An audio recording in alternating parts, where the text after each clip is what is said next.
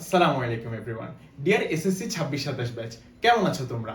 আজকে তোমাদের জন্য আমি আবতেহাজওয়াত সালফিউরিক বেঞ্চের পক্ষ থেকে নিয়ে এসেছি ফিজিক্সের একটা গাইডলাইন ভিডিও। তোমরা অনেক সময় আমাদের কাছে প্রশ্ন করো যে ভাইয়া ফিজিক্সে কিভাবে ভালো করব?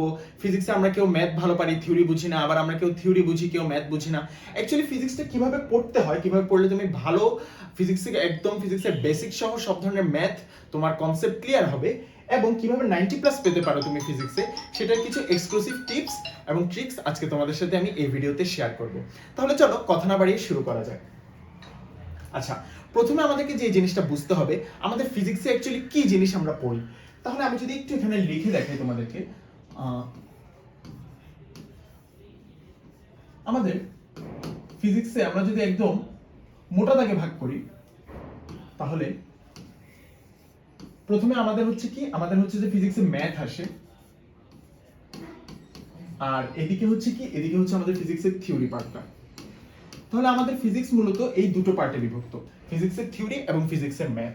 আচ্ছা, আমি যদি প্রথমে ম্যাথটা নিয়ে বলি, ম্যাথটা হচ্ছে যে আমরা কিভাবে পড়তে পারি। ম্যাথটা হচ্ছে যে সিম্পল, ম্যাথটা হচ্ছে যে আমরা টাইপ ওয়াইজ যদি ম্যাথ করি, আমরা যদি টাইপ ওয়াইজ আমাদের ফিজিক্সের যতগুলো চ্যাপ্টার আছে সবগুলো চ্যাপ্টারে টাইপ ওয়াইজ ম্যাথটা প্র্যাকটিস করি, তাহলে আমাদের কিন্তু ম্যাথের প্র্যাকটিসটা হয়ে যাবে। আচ্ছা, এখন থিওরিতে আমরা কিভাবে পড়তে পারি। থিওরি জিনিসটা আবার আমি যদি এখানে দেখাই তোমাদেরকে, থিওরি জিনিসটা অ্যাকচুয়ালি তিনটা ভাগে আমরা ভাগ করতে পারি। যেমন প্রথমে আমরা বলতে পারি ফিজিক্সে আমাদের বিভিন্ন সংজ্ঞা আসে। সংজ্ঞাটা আমাদের কোথায় আসে? সংজ্ঞাটা হচ্ছে আমরা যখন সিকিউ আনসার করি, সিকিউর আমাদের ক নাম্বারে আমাদের ফিজিক্সের বিভিন্ন টার্মের সংজ্ঞা আসে। যেমন আমাদেরকে আসে হচ্ছে যে ত্বরণ কি, সুষম বেগ কাকে বলে, তড়িৎ প্রাবল্য কি, রোধ বলতে কি বুঝো, এই জাতীয় আমাদের বিভিন্ন সংজ্ঞা আসে। তো থিওরি পার্টে আমাদের সংজ্ঞা আছে। এরপরে আমাদের যে মোস্ট ইম্পর্টেন্ট পার্টটা আসে, যেটা নিয়ে আমরা সবাই অনেক বেশি কনসার্ন থাকি, সেটা কি? সেটা হচ্ছে আমাদের কনসেপ্ট। আমাদের থিওরির মধ্যে কি আসে? আমাদের কনসেপ্ট। কনসেপ্ট জিনিসটা কি? কনসেপ্ট জিনিসটা নিয়ে আজকে তোমাদের সাথে আমি একটু কথা বলবো। আমি যদি প্রথমে বলি, এই কনসেপ্টটা হচ্ছে যে একটা জিনিস হচ্ছে ফিল করা।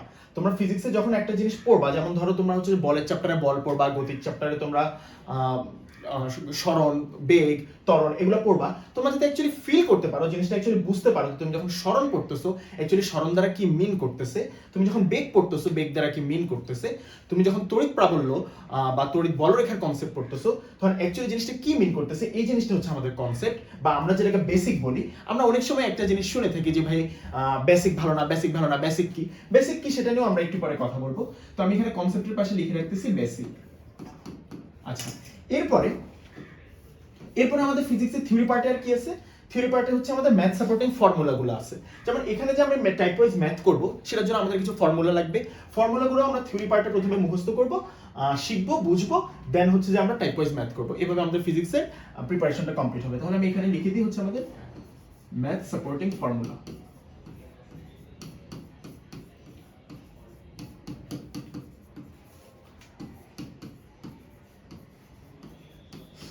এখন আমাদের এই তিনটা পার্ট যদি আমরা থিওরি পার্ট থেকে কমপ্লিট করতে পারি, আমাদের ফিজিক্সের টার্মগুলো, যে টার্মগুলো আছে সেগুলোর ডেফিনিশন বা বাংলা বলে সংজ্ঞা, এবং হচ্ছে যে আমাদের কনসেপ্টটা এবং আমাদের ম্যাথ সাপোর্টিং ফর্মুলাগুলি আমাদের যদি জানা থাকে, দেন যদি আমরা টাইপ ওয়াইজ ম্যাথ সলভ করি, তাহলে আমাদের ফিজিক্সের ফুল প্রিপারেশনটা কমপ্লিট হয়ে যাচ্ছে। আচ্ছা, এখন সংজ্ঞাটা আমরা কিভাবে পড়বো? আমরা যখন প্রথমে একটা চ্যাপ্টার শুরু করব, চ্যাপ্টার শুরু করার পর আমাদেরকে যেটা করতে হবে সেটা হচ্ছে প্রথমে কনসেপ্টটা ভালো করে ক্লিয়ার করতে হবে, একই সাথে সংজ্ঞাটা একবার পড়বো। দেন হচ্ছে যে সংজ্ঞাটা হচ্ছে যে আমাদের যে অলওয়েজ এটা চর্চার মধ্যে রাখতে হবে তা না, সংজ্ঞাটা আমরা প্রথমে একবার মুখস্থ পড়বো। সংজ্ঞাটা আমরা হচ্ছে বই থেকে মুখস্থ করতে পারি, আমাদের মেইন বইয়ের সংজ্ঞাগুলো দেওয়া আছে। দেন হচ্ছে আমরা আমাদের টেস্ট পেপার, গাইড পেপার থেকেও দেখতে পারি। আর সংজ্ঞাটা হচ্ছে দেন আমরা ফাইনালি আমাদের এক্সামের লাস্ট নাইটের জন্য হচ্ছে আমরা রাখবো। অনেকে আমরা কোশ্চেন করি যে ভাইয়া পরীক্ষার আগের রাতে আমি কি পড়বো, ফিজিক্স থেকে কি পড়বো, ফিজিক্স থেকে পরীক্ষার আগের রাতে আমি আবার সব কনসেপ্ট পড়বো? না ভাইয়া, কনসেপ্টটা হচ্ছে যে তুমি পরীক্ষার আগেই হচ্ছে তুমি জিনিসটা ক্লিয়ার করে রাখবা, নোট করে রাখবা। পরীক্ষার আগের রাতে তুমি হচ্ছে এই জিনিসটা দেখবা। এটা হচ্ছে আমার এক্সামের আগে। এক্সামের আগে আমি কি করব? এক্সামের আগে হচ্ছে আমি সংজ্ঞাগুলো দেখবো, আর হচ্ছে যে আমি এই ম্যাথ সাপোর্টিং ফর্মুলাগুলো এক্সামের আগে দেখে যাব। তাহলে এটা হচ্ছে আমাদের এক্সামের আগের রাতের স্ট্র্যাটেজি। আর তাহলে কনসেপ্টটা কি করব? কনসেপ্টটার পিছে আমাদের মোস্ট অফ দ্য টাইমটা দিতে হবে, যেটা হচ্ছে আমাদের বেসিক। আচ্ছা, এখন আমি তোমাদের সাথে একটু যে জিনিসটা শেয়ার করবো যে অ্যাকচুয়ালি বেসিক বলতে কি বুঝি আমরা। আচ্ছা, ধরা যাক আমি তোমাদেরকে একটা উদাহরণ দিয়ে বোঝাচ্ছি আমি ফিজিক্সের বেসিক বলতে কি বোঝাচ্ছি। তোমরা সবাই একটা সূত্র পড়ছো ফিজিক্সে, তাই না? যারা হচ্ছে যে এসএসসি 27 আসছো তারা হচ্ছে যে হয়তো এখনো ধরো নাই, ধরবা এসএসসি 26 তোমরা অবশ্যই অলরেডি পড়ে ফেলছো তোমাদের বল চ্যাপ্টারে। সেটা হচ্ছে আমরা চ্যাপ্টার 3 তে আমরা এই সূত্রটাকে আমরা পড়ছি কিনা, F = ma। এই সূত্রটা আমরা সবাই পড়ছি না, এটা কিন্তু আমাদের একদম মুখস্থ, ঠাড়া মুখস্থ, আমাদের ঠোঁটের আগে আছে। কিন্তু আমি যদি একটু বলি, এই সূত্রটা শুধু এভাবে পড়লে এখানে আমরা জিনিসটা ফিল করতে পারবো না। আমাদেরকে অ্যাকচুয়ালি প্রথমে জিনিসটা যেটা বুঝতে হবে, সূত্রটা কোত্থেকে আসছে। আমরা জানি এটা হচ্ছে আমাদের কি, এটা হচ্ছে আমাদের Newton's second law of motion. প্রথম কথা হচ্ছে এটা কি আমাদের নিউটনস, মানে নিউটনের গতির Newton's second law of, Newton second law of force. আচ্ছা, তাহলে এটা হচ্ছে আমাদের গতিবিদ্যার বা বলবিদ্যার হচ্ছে আমাদের, এটা হচ্ছে নিউটনের দ্বিতীয় সূত্র। এখন এখানে আমাদেরকে যেটা বুঝতে হবে, নিউটনকে আমাদেরকে এই সূত্রটা দিছিল, এই সূত্রটা আমাদেরকে নিউটন দেয় নাই। এটা যেখান থেকে আসছে, নিউটন আমাদেরকে বলছিল হচ্ছে যে কোনো বস্তুর উপর প্রযুক্ত বল তার ভরবেগের পরিবর্তনের সমানুপাতিক। তাহলে এখানে আমাদের ভরবেগ জিনিসটা চলে আসছে। ভরবেগ জিনিসটা কি? ভরবেগকে আমরা পি দ্বারা প্রকাশ করি। পি ইজ ইকুয়াল টু কি? পি ইজ ইকুয়াল টু হচ্ছে এম ইনটু ভি, অর্থাৎ ভর এবং বেগের গুণফল। তাহলে আমরা যদি বলি আমাদের বলটা কি, নিউটনের সেকেন্ড সূত্র থেকে যেটা আসে, ভরবেগের পরিবর্তনের সমানুপাতিক। পরিবর্তন বলতে আমরা বোঝাই হচ্ছে del P divided by del T, যেহেতু পরিবর্তনের সমানুপাতিক, ভরবেগের পরিবর্তনের হারের সমানুপাতিক, হার হইলে আমরা সবসময় ডেল টি দিয়ে ভাগ দিই। দেন এখান থেকে আমাদের যে জিনিসটা আসে, F is proportion to del P মানে হচ্ছে M V minus M U, অর্থাৎ আমাদের শেষ ভরবেগ মাইনাস আদি ভরবেগ ডিভাইডেড বাই ডেল টি। অর্থাৎ এখান থেকে দেন আমি যদি এমটা কমন নিই, তাহলে V minus U divided by del T, যেটা হচ্ছে আমাদের ত্বরণ মিন করে, এ মিন করে। অর্থাৎ এখান থেকে আসতেছে আমাদের F is proportion two m into a। অর্থাৎ এরপর আমরা এখান থেকে, যেহেতু বলটা আমাদের এর আগে কেউ সংজ্ঞায়িত করেনি, প্রথম নিউটনই তার আমাদের বলবিদ্যার দ্বিতীয় সূত্রতে এসে সংজ্ঞায়িত করছে, তো এখানে আমাদের সমানুপাতিক ধ্রুবকটাকে এক ধরে নেওয়া হয়। সেখান থেকে আমাদের সূত্রটা আসে f is equal to ma। অর্থাৎ আমাদেরকে বুঝতে হবে যে অ্যাকচুয়ালি সূত্রটা কোত্থেকে আসছে। এরপরে আমাদেরকে যে জিনিসটা বুঝতে হবে, আমি আবার যদি একটু দেখি, এখানে এই যে f is equal to ma সূত্রটা আসছে, এখানে f প্রত্যেকটা টার্ম আমাদেরকে বুঝতে হবে যে অ্যাকচুয়ালি কোনটা কি মিন করে। যেমন f টা কি, আমরা যদি শুধু বল বলি তাহলে আমাদের মধ্যে অনেক ধরনের কনফিউশন ক্রিয়েট হতে পারে। যেমন f টা হচ্ছে আমাদের কি, f টা হচ্ছে যে প্রযুক্ত বল। অর্থাৎ আমি যদি বল প্রয়োগ করি কোনো বস্তুর উপর, তখন আমি যে বলটা প্রয়োগ করতেছি সেটা হচ্ছে কি, সেটা হচ্ছে যে প্রযুক্ত বল। তাহলে এই f টাকে আমরা এভাবে বলতে পারি যে f টা হচ্ছে আমাদের কি, প্রযুক্ত বল। তাহলে এমটা কি? এমটা হচ্ছে আমরা সাধারণত বলি যে ভর, কিন্তু শুধু ভর বললে এই জিনিসটা ক্লিয়ার হয় না। কার ভর? অনেক বস্তুর ভর হতে পারে। ভরটা হচ্ছে তার ভর, আমি যেই বস্তুর উপর বলটা প্রযুক্ত করছি সেই বস্তুর ভর। যেমন বল তো আমি প্রযুক্ত করছি, এখন কি আমার ভর এই এমটা? না, এমটা কিন্তু আমার ভর না। এমটা হচ্ছে আমি যেই বস্তুর উপর ভর। আমি যদি একটা ঠেলা গাড়িকে ঠেলি, তাহলে ঠেলা গাড়ির ভর। আমি যদি কোনো একটা গোলাকার বলকে আমি যদি বল প্রয়োগ করি, তাহলে সেই বলের ভর। অর্থাৎ যার উপর বল প্রযুক্ত হয়েছে, এমটা কি, যার উপর বল প্রযুক্ত হয়েছে তার ভর। আচ্ছা, দেন এটা কি? এটা হচ্ছে ত্বরণ। এখন কার ত্বরণ? সেম अगेन, আমি বল প্রয়োগ করছি, আমার ত্বরণ? নো, যার যে বস্তুটার আমরা ভর ক্যালকুলেট করতেছি, অর্থাৎ যে বস্তুর উপর বল প্রযুক্ত করা হয়েছে তার ত্বরণ। এটাও সেম, যার উপর বল প্রয়োগ করা হয়েছে তার ত্বরণ। আচ্ছা, এখন এখানে আরেকটা কথা আছে। আরেকটা কথা কি,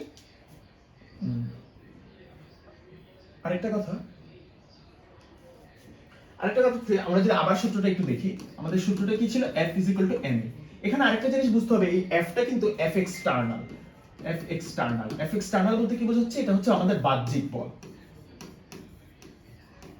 এটা হচ্ছে আমাদের বাহ্যিক বল। অর্থাৎ বাহ্যিক বল মানে, আমি যদি ধরা যাক এটা যদি আমার একটা বস্তু হয়, এই বস্তুটার যদি আমরা ভরবেগের পরিবর্তন করাতে চাই, বা এই বস্তুটার মধ্যে যদি আমরা ত্বরণ দিতে চাই, তাহলে আমরা যে এফটা প্রয়োগ করতে হবে, অর্থাৎ এই সূত্রে যে এফটা মিন করতেছে সেটা হচ্ছে এফ এক্সটার্নাল, অর্থাৎ এই বস্তুর বাহিরের কোনো একটা বল। ধরা যাক এই বস্তুর বাহির থেকে আমি যদি এখানে একটা এফ বল দিই, তাহলে এটা হবে আমার এফ এক্সটার্নাল। কিন্তু ধরা যাক কথার কথা, এই বস্তুর ভিতরে ধরা যাক এটা একটা বড় বাসের ভিতরে এখানে অনেকগুলো সিট আছে। ধরা যাক এটা একটা সিট, এটা একটা সিট, এটা একটা সিট, এরকম অনেক সিট। এখন আমি ধরা যাক এই সিটের সামনে বসে আছি, সিটের পিছে বসে আছি। আমি কি করতেছি? এই সিটটাকে একটা বল প্রয়োগ করে ঠেলতেছি। আমি এখন বাসের ভিতরে বসে একটা বল প্রয়োগ করতেছি, এখানে আমি একটা এফ দিচ্ছি, কিন্তু এই এফটা কিন্তু আমার এই বস্তুর ভরবেগের পরিবর্তনে অথবা ত্বরণ তৈরি করতে কোনো ইফেক্ট রাখবে না। কারণ এই বস্তুর জন্য এই বলটা বাহ্যিক বল না, এই বলটা হবে তখন এই বস্তুর জন্য ইন্টারনাল বল। অর্থাৎ ইন্টারনাল বল কিন্তু আমার এই নিউটনের যে সেকেন্ড সূত্রটা ছিল বলবিদ্যার, সেটা কিন্তু আমাদের ইন্টারনাল বল না, সেটা হচ্ছে এক্সটার্নাল বল। অর্থাৎ এই বলটা আমার এই বস্তুর ত্বরণে কোনো ভূমিকা রাখবে না। আমার ভূমিকা যদি রাখতে হয়, বস্তুটাকে যদি আমার বেগ দিতে হয় বা ত্বরণ দিতে হয়, তখন আমাকে কি করতে হবে? বাহ্যিক একটা বল প্রয়োগ করতে হবে। তো এটা যে ছিল আমাদের একটা ছোট একটা সূত্র।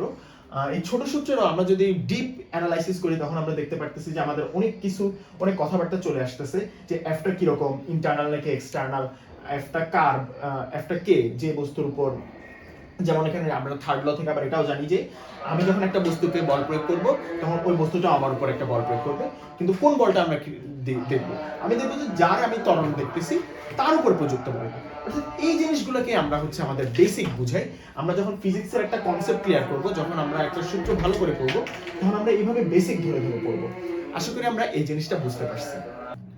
আচ্ছা, তো এরপরে আমরা যে জিনিসটা দেখব সেটা হচ্ছে আমরা ফিজিক্সের যে প্রিপারেশন নেব, প্রিপারেশনের জন্য কিছু টিপস যাতে আমরা ফিজিক্সের সর্বোচ্চ মার্কসটা এনশিওর করতে পারি। আচ্ছা, আমরা যদি দেখি আমাদের প্রত্যেকটা চ্যাপ্টারেই প্রথমে যে জিনিসটা, প্রত্যেকটা চ্যাপ্টারে আমাদের কিছু ইম্পর্টেন্ট টপিকস থাকে। এখন ভাই ওই ইম্পর্টেন্ট টপিকগুলো যাতে আমরা ভালো করে দেখি। আমাদের প্রত্যেকটা চ্যাপ্টারে অনেকগুলো টপিক থাকে, একটা চ্যাপ্টারে হয়তো একটা চ্যাপ্টার অনেক বড় হতে পারে, অনেকগুলো টপিক থাকতে পারে, বাট ওইখানের মধ্যে আমাদের কোশ্চেন কোনখান থেকে আসবে, কোশ্চেন কিন্তু সার্টেন টপিক থেকেই আসে। আমি যদি একটু আমাদের ইম্পর্টেন্ট টপিক এখানে লিখি, আমাদের কোশ্চেন, অর্থাৎ কোশ্চেন বলতে আমি কি বুঝাচ্ছি, আমাদের সিকিউ এমসিকিউ গুলো কিন্তু সার্টেন টপিক থেকেই আসে। তো যেই সার্টেন টপিকগুলো থেকে আমাদের কোশ্চেন আসে সেগুলোকে আমরা আমাদের ইম্পর্টেন্ট টপিক বলতেছি। এই ইম্পর্টেন্ট টপিকগুলো আমাদেরকে প্রত্যেকটা চ্যাপ্টার থেকে ফাইন্ড আউট করতে হবে। এটার জন্য আমরা কি করতে পারি, এটার জন্য হচ্ছে যে আমরা একটু কোশ্চেন ব্যাংকটা অ্যানালাইসিস করব। কোশ্চেন ব্যাংকটা দেখবো আমাদের বিগত সালের বোর্ড কোশ্চেনগুলো যে অ্যাকচুয়ালি কোন টপিক থেকে আসতেছে। ধরা যাক আমরা যদি শব্দ চ্যাপ্টারে দেখি, শব্দ চ্যাপ্টারে আমরা দেখবো যে আমাদের এখানে প্রতিধ্বনি হচ্ছে যে আমাদের একটা ইম্পর্টেন্ট টপিক, প্রতিধ্বনি রিলেটেড। তো আমি প্রতিধ্বনি টপিকটা একটু ভালো করে পড়বো, প্রতিধ্বনি থেকে যেরকম কোশ্চেন আসতে পারে ওই কোশ্চেনগুলো একটু অ্যানালাইসিস করবো। এরকম ইম্পর্টেন্ট টপিকগুলো আমরা যেন মিস না যায় আমাদের প্রতি চ্যাপ্টার থেকে। দেন এরপর ফিজিক্স আরেকটা জিনিস আমাদেরকে স্টুডেন্টরা আস্ক করে, সেটা হচ্ছে ভাইয়া সূত্রের প্রতিপাদন আছে, সূত্রের প্রতিপাদনটা কি লাগবে কিনা। এবং ভাইয়া কথা হচ্ছে সূত্রের প্রতিপাদনটা তুমি দেখবা প্রথমবার যখন তুমি সূত্রের প্রতিপাদনটা দেখবা, একটা চ্যাপ্টার যখন তুমি নতুন করে শুরু করতেছো তুমি প্রতিপাদনটা দেখবা, বাট আলটিমেটলি কিন্তু তোমার প্রতিপাদন থেকে কোশ্চেন আসে না। তোমার বিগত সালের তুমি যদি টেস্ট পেপারগুলো ঘাটো, তুমি যদি বোর্ড কোশ্চেন দেখো, তোমার প্রতিপাদন থেকে ডিরেক্ট কোনো কোশ্চেন আসে নাই, কখনো এরকম বলে নাই তোমার ফিজিক্সের কোনো সিকিউতে যে এই সূত্রটা প্রতিপাদন করো। তোমার যেটা আলটিমেটলি লাগবে সেটা হচ্ছে অ্যাপ্লিকেশন।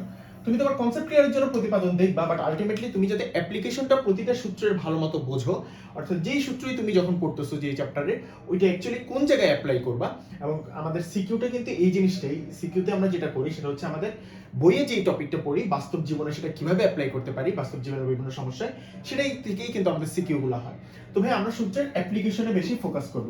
তারপর ভাই আরেকটা গুরুত্বপূর্ণ তোমাদের জন্য সাজেশন থাকবে, যেটা তোমাদের এখন যে বোর্ড বইটা আছে, এই বোর্ড বইটা হচ্ছে যে বিগত কয়েক বছর থেকে এটা চলতেছে, কিন্তু তারও আগে তোমাদের একটা তোমরা যদি একটু পারো কালেক্ট করবা তোমাদের ফিজিক্সের পুরনো বইটা, ফিজিক্সের অনেক পুরনো যে বইটা, সেটা হচ্ছে যে মেবি লাস্ট হচ্ছে যে তোমাদের 2010-12 সালের দিকে মেবি ছিল। তো ওই বইটাতে তোমাদের 25টা চ্যাপ্টার ছিল। ওইখানে ফিজিক্সের যে বইটা, তোমাদের কিন্তু এখন ফিজিক্সে কয়টা চ্যাপ্টার, 14টা বইয়ে 25 চ্যাপ্টারের যে পুরনো বইটা, ওইটা যদি পারো ভাই কালেক্ট করবা, কারণ ওইখান থেকে তোমার প্রতিটা থিওরিও অনেক ভালোভাবে ব্যাখ্যা করা, ওই বইটা থেকে তোমার কনসেপ্ট অনেক বেশি ক্লিয়ার হবে, এবং ওই বই থেকে যে ম্যাথগুলো আছে ওগুলো করলেও তোমাদের ম্যাথের যে প্র্যাকটিস সেটা অনেক বেশি ভালো করে হবে। আচ্ছা, এরপরে আরেকটা জিনিস যে ভাই আমরা প্রত্যেকটা চ্যাপ্টারে কমপ্লিট করার পর দেখা যায় আমরা বলি যে হ্যাঁ ভাই এই চ্যাপ্টারটা আমাদের অনেকবার পড়া শেষ, রিভিশন শেষ, বাট এরপরে দেখা যায় যে আমরা ওখান থেকে এমসিকিউ ঠিকমতো আনসার করতে পারি না, এমসিকিউতে আমরা প্রবলেম ফেস করি। এটার একটাই কারণ যে ভাইয়া তুমি চ্যাপ্টারটা পড়ছো ভালো মতো, তুমি পারো, কিন্তু তুমি প্র্যাকটিস করো না এমসিকিউ। এখন ভাই এমসিকিউ প্র্যাকটিস করতে হবে, হ্যাঁ ভাই এমসিকিউ প্র্যাকটিস করতে হবে। এমসিকিউ প্র্যাকটিসের জন্য আমরা কোথা থেকে প্র্যাকটিস করব? এমসিকিউ আমাদের হচ্ছে আমরা গাইড থেকে প্র্যাকটিস করতে পারি, অথবা আমাদের টেস্ট পেপার আছে, অথবা আমরা যে কোনো সহায়ক মাধ্যম থেকে প্র্যাকটিস করতে পারি, বাট মেক শিওর করবা যাতে প্রত্যেকটা চ্যাপ্টার থেকে অন্তত কম করে হলেও তুমি 150 থেকে 200টা এমসিকিউ সলভ করো, যাতে এরপরে যদি একটু ডাটা চেঞ্জ করেও কোনোটা আসে তুমি কিন্তু মেথড জানো যে এই কোশ্চেন পড়লেই তোমার মনে হবে আচ্ছা এটা আমি অলরেডি সলভ করা, একটা কনফিডেন্ট কাজ করবে, এই জাতীয় কোশ্চেন এই সূত্র দিয়ে করতে হয়, তুমি দ্রুত করে ফেলতে পারবা। বাট তুমি প্র্যাকটিস না করলে তোমার ওই কনফিডেন্টটা আসবে না।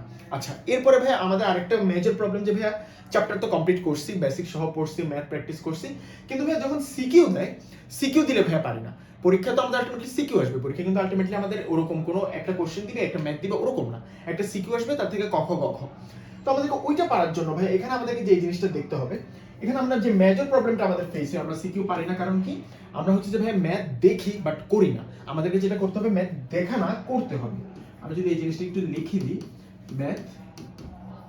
ম্যাথ শুধু দেখা না, আমাদের ম্যাথ কি করতে হবে, ম্যাথ হচ্ছে আমাদের করতে হবে, হাতে কলমে প্র্যাকটিস করতে হবে। ভাইয়া খুব বেশি করার দরকার নেই, তুমি যদি এই চ্যাপ্টারের ইম্পর্টেন্ট টপিকগুলো অ্যানালাইসিস করে বের করতে পারো, ওই টপিক থেকে তোমার যে সিকিউ গুলো আসতেছে, যে ম্যাথগুলো আসতেছে, ওগুলো যদি তুমি একটু হাতে লিখে প্র্যাকটিস করো, সবও করা লাগবে না ভাইয়া। তুমি হচ্ছে প্রথমে প্রশ্নটা পড়ো, প্রশ্নটা পড়ে যদি মনে হচ্ছে যে হ্যাঁ আমি এটা পারবো, তাহলে হচ্ছে যে তুমি স্কিপ করতে পারো। বাট যেটা হচ্ছে একটু তোমার কাছে খটকা লাগতেছে, ওইটা একটু হাতে কলমে করে বসো, করে ফেলো।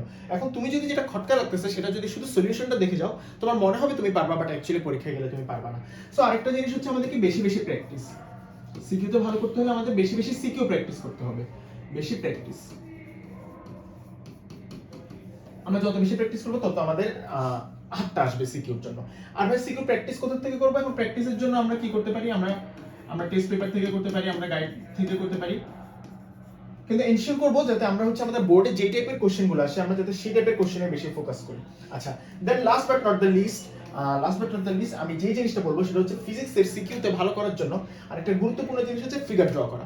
ফিগার ড্র বলতে কি ভাই, ধরো তোমার যে কোনো কোশ্চেনে যখন আসবে তুমি কি করবে ভাই, কোশ্চেনটার একটা রাফ চিত্র এঁকে ফেলবা। রাফ চিত্র এঁকে ফেললে তোমার জিনিসটা ভিজুয়ালাইজ তুমি করতে পারবা, দেন তোমার প্রবলেম সলভিংটা অনেকটা ইজিয়ার হয়ে যাবে।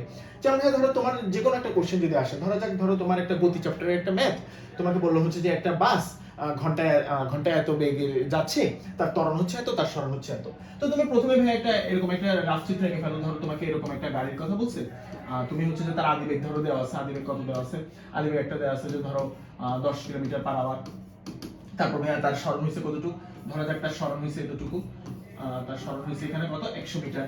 তুমি এরকম একটা রাফ চিত্র এঁকে ফেলো, দেন তোমাকে হয়তো ফাইনালি তার বেগ বের করতে বললো, অথবা তার এই পুরো যাত্রায় কতটুকু সময় লাগলো, তুমি সময়টা বের করবা। কিন্তু ভাই চিত্র এঁকে ফেললে তোমার জিনিসটা হবে কি, তোমার ম্যাথে ভুল হওয়ার চান্স অনেক বেশি কমে যাবে, এবং তুমি প্রয়োজনীয় ডাটাগুলো যখন উদ্দীপক থেকে কালেক্ট করে এভাবে লিখে ফেলবা, তখন হচ্ছে যে তোমার উদ্দীপক যতই বড় হোক সেটা তোমাকে কনফিউজ করবে না, কারণ ইম্পর্টেন্ট ডাটাগুলা তুমি আগেই তোমার ফিগারের মধ্যে ড্র করে ফেলছো, অর্থাৎ তখন তোমার জন্য ম্যাথটা সলভ করা অনেক বেশি ইজি হয়ে যাবে।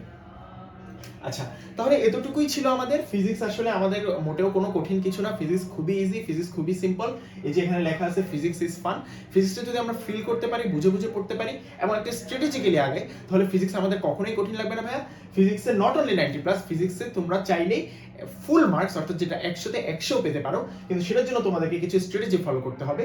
আর কিভাবে তোমরা প্রতিটা সাবজেক্টেই ভালো করতে পারো সেটার বিষয়ে আরো টিপস এবং ট্রিক্স যদি জানতে চাও, তাহলে আমাদের সালফিউরিক বেঞ্চের গ্রুপে যুক্ত হয়ে যাও। এবং এসএসসি 26-27 এর জন্য আমাদের কিন্তু অলরেডি একাডেমিক কোর্স লঞ্চ করা হচ্ছে তোমাদের জন্য, তো অবশ্যই তোমরা আমাদের একাডেমিক কোর্সগুলোতেও যুক্ত হয়ে যাবা। আসসালামু আলাইকুম, থ্যাংক ইউ এভরিওয়ান।